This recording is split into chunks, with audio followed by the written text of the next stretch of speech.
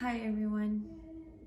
I woke up this morning knowing that it was about time to answer the question that I keep getting. Why did you move to Barcelona? Why did you even move from Kuwait to begin with? And why didn't you come back after you finished studying? And I wanted to answer this question from a very vulnerable and open space because I know many of you who are asking me have thought of doing something similar. Others are curious, and if you're curious, probably triggered by it. And some people just want to know other people's stories. So I will begin my story from the beginning.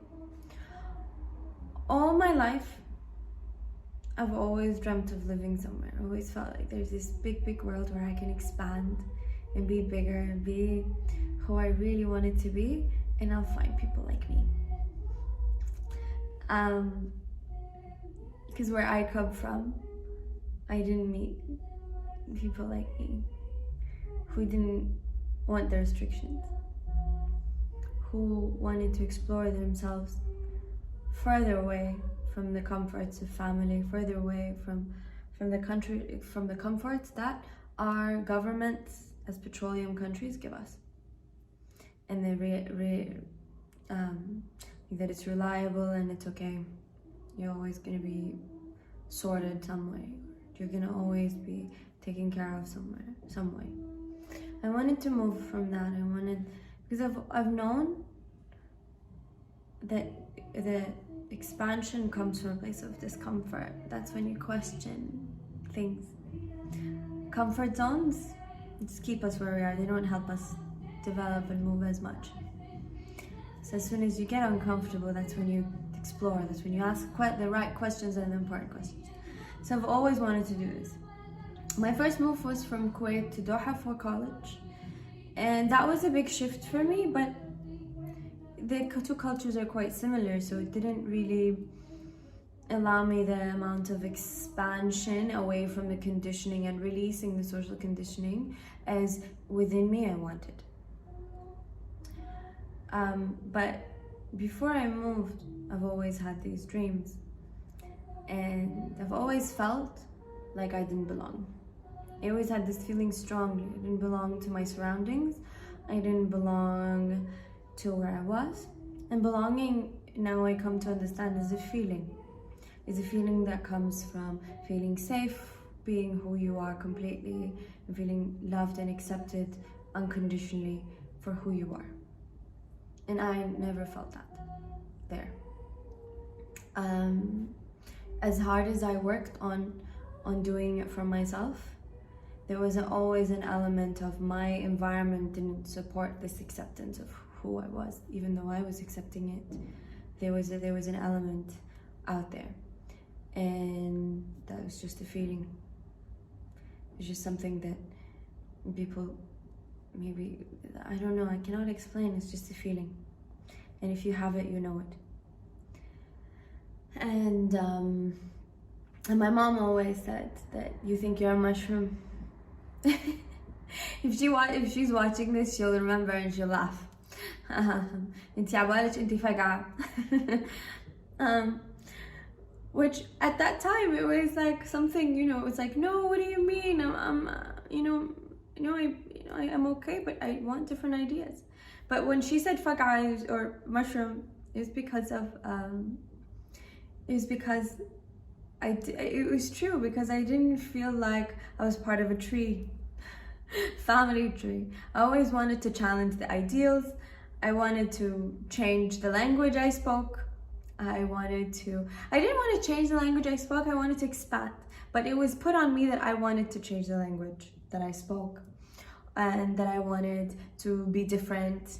And when you grow up in this way where you are seen as just wanting to be different for the reason of rebelling, not because your soul's calling wants to expand and be bigger and move and just be challenged, and a soul that seeks adventure, especially if you're a girl from a culture from a culture I come from, is like whoa, this girl that has so much wild in her, she needs to be caged because she thinks she's a mushroom. And at that time I thought this was something that was wrong with me, you know, that I wanted to be different, that I wanted this expansion, that I'm crazy for wanting to do this. But with time I understood this was my soul's calling, and it wasn't because I needed to be caged, it's because I wanted to be free. And freedom is a right for everyone. Free to think what I wanted to think, free to feel belonging in a place where I feel like I belonged. It doesn't necessarily need to be the place you're born into. As humans, we're mammals, we're nomads, especially us. From the Gulf, we move around with nature, we follow nature, we follow the movement of the world, we follow where the wind takes us. So this is actually in our essence. And borders are something that are new. So it's all about expanding and moving. It is within us. It is within our DNA to move and change and to expand. Yes, some people are comfortable staying somewhere. That's why now we have cities. But not all of us necessarily need to be part of these people who are comfortable. Some of us want to explore. Some of us want to see where the wind takes them. They're the more adventurous souls, and mine is one of them. And I've come to appreciate it, because mine constantly, my soul, because now I'm listening to it, my soul and my inner knowing and inner feeling loves to be challenged to expand beyond my age, always beyond my social constrictions. I'm always happy to listen to bigger ideas, new social concepts and new social constructs, and just thinking outside the box that we've all been born into and we're supposed to just believe and accept. The box is not necessarily wrong for everyone. It is just a part of, it's something we should be able to choose to be part of or not. This is what I feel and truly believe. So this is one of the biggest reasons I've always wanted to move. And the more I connected with my core and the more I connected with who I was, I knew that I wanted to leave. And this is one of the reasons I created a business that is location independent. I've always been asked to get an office. I've always been asked for people to meet me physically face to face. And I've always said no online. Because I truly wanted this colorways. Well, at that time it was the color recipe. One of the most clear things I had for it is for it to be location independent. And it was because it was an expansion and it was an expression of who I am as a soul and who I wanted to express to you and what I wanted. So I wanted to work with you, and I wanted to help you, and I wanted to be available to all of you wherever you are. And also for my soul, for it to be wherever it wants to be. Like now, especially, and now I really appreciate it even more because of the situation with COVID. And what happened with COVID is that everybody now has moved online. And I feel very grateful and blessed that I had like a bit of, this was my business from the beginning. And my work and my soul. It's always been this way, and it was because it was aligned with who I am and who I wanted to be. So my first move was to Tokyo. Tokyo was one of the hardest moves, but it needed to be. It wasn't a place that I felt like I belonged. It wasn't a place where I felt I wanted to be there or even go back. But it was a place that got me out of my comfort zone and got me to ask the questions of, hey, are you happy here? Are you happy with the choices you made? Are you happy with who you are? Who do you want to be? Who do you want to become? And I was far away from everyone and everything. And at that time, it was quite interesting because a lot of comforting things and comforting relations were falling apart. And it was because I needed to explore this uncomfortableness and whatever with and misery that I felt because I was so detached, because I was following the path of the box that didn't align with mine. And it didn't align with who I was. And that move was so important. And I remember really sobbing on the plane going back to Doha. And but it was such an important move. Not all moves are meant to last. Not all moves are meant to be the place you want to be forever. I don't even think Barcelona for me could be forever. I have such an adventurous and an expansive soul and I do also need structure, but also I need a balance between both. And I know that nothing is permanent. I have learned this in my life, because life is all about change and movement. So, and then when I went back to Doha, I started working more and creating this online dream that I have. And then when it started to become really comfortable, the universe decided to trigger me with a fear that I've always had since I was young, and the Qatar blockade happened.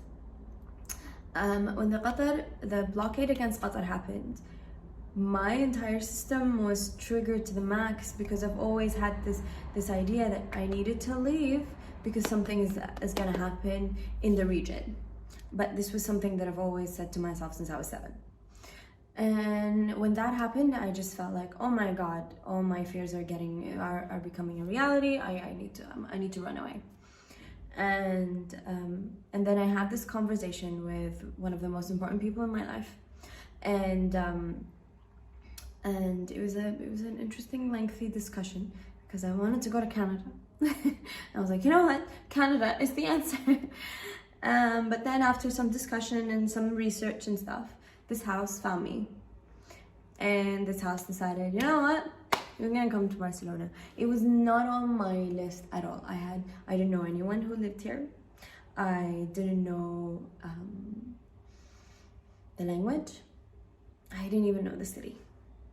Before moving here, I've only spent 48 hours in the city. I didn't really know it. I had no idea what I was throwing myself into. But that was so exciting for me, and scary and exciting and expansive. And I've had a lot of the time here with me and my dogs on our own, and just trying to explore and finding myself in the city, that it was just exciting. The people I met, the situations I've found myself in, and how much expansion and independence and confidence this has given me, that I've just become, I'm just getting, I feel like, more closer every day to my essence. And here is a place that chose me for now. I don't know if it's gonna be forever. This place has chosen me for now, and I feel like I belong here, because my ideas are accepted. I don't have to whisper my ideas, my crazy ideas. I don't have to hide the things I believe, and I am meeting people that are similar to me, and I'm not looked at in a way that's like, oh, you're against the box. No, I'm looked at in a way that's more like, oh, you're different, you're cool. No, you're different, I'm curious about you. And that was such a big thing for me to feel and understand, and understand that my mushroomness is something that is not a bad thing. It's not everything in nature is a tree. Some are trees, some are mushrooms, some are succulents. And it's okay to move around and connect with your essence. So this is in a way my story, but from like a practical point of view, because I got that question a lot. From a practical point of view, yes, I had to go through difficult procedures that are a bit slow in terms of visa, in terms of stuff, and I'd had to find different solutions. I was lucky, again, that my business was online always, so my business moved with me wherever I went, and wherever I will go, and having that set up, I've set it up, and something called e-residency, and the Estonian government's e-residency was one of the biggest and best things that ever happened to me, because it allows me to have a business here in Europe, get taxed, get, have online income, etc., get my stuff done in the best way possible, and in a futuristic way, because it's a residency that comes from Estonia, but you're not a resident, you're a digital resident, but you get like a lot of business rights, and you can open your business, and they keep developing it all the time. So if you want to look into something like that and create that kind of comfort for yourself, and so financial independent, e-residency is something to look into. So I had to kind of build myself away from the comfort of the financial comfort, and get creative and think and expand and think about new things and think about different things to be financially independent.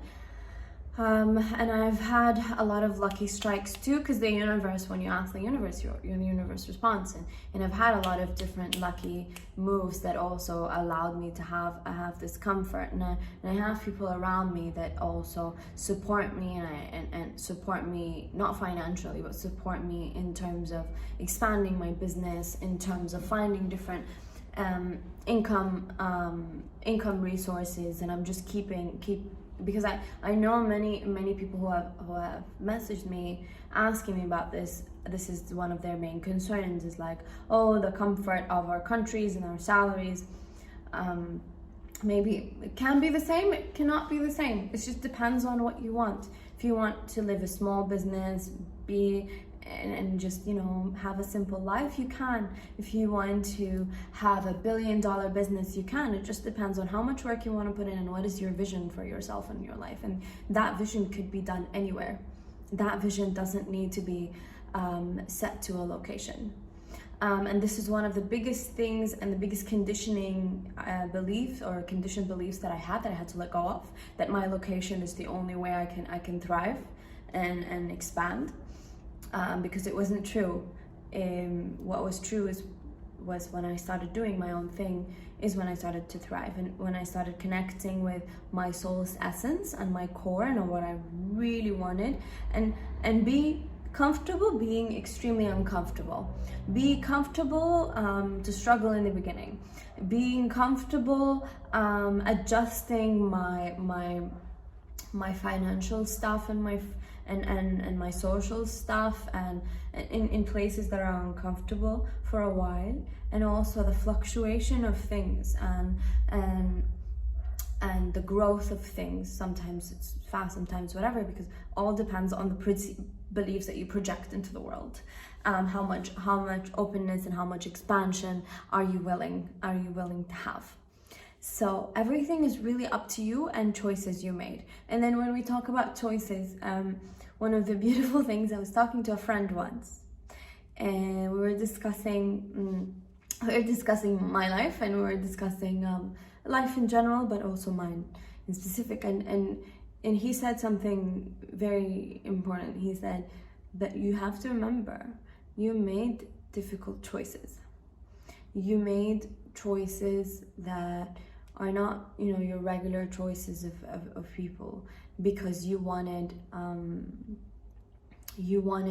something different. And yes, not everybody supported my choices.